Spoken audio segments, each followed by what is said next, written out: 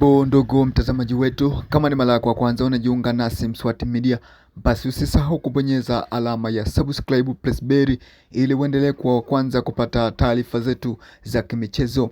Basi tunakuangazia taarifa za usajili kutoka klabu ya wekundu wa Msimbazi Simba, ambao wako mbioni kukamilisha usajili wa winga machachari, winga mshambuliaji wa zamani aliyewika sana na virabu vya Azam FC, Djibril Sira, ambaye kwa sasa ni mchezaji huru baada ya kumalizana mkataba wake na klabu hiyo aliyokuwa anachezea sasa.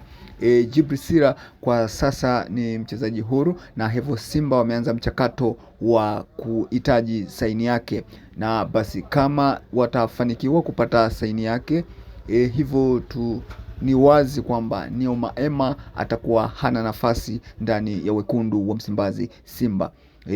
Inaonekana wazi kwamba Maema bado hayuko fiti, bado hajaipatia klabu ya Simba ule uwezo ambao alitakana apewe.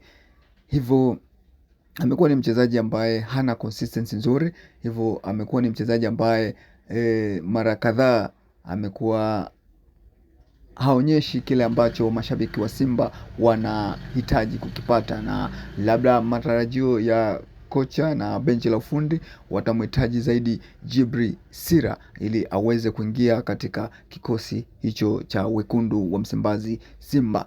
Basi ndugu mtazamaji wetu, endelea kubaki nasi kwa taarifa zaidi. Usisahau kusubscribe channel hii ili uendelee kupata taarifa zetu za usajili, na ili uweze kujua kama ni kweli Djibril Sira ameweza kusaini katika klabu ya wekundu Msimbazi Simba. Endelea kubaki nasi kwa kubonyeza alama ya subscribe. Asante.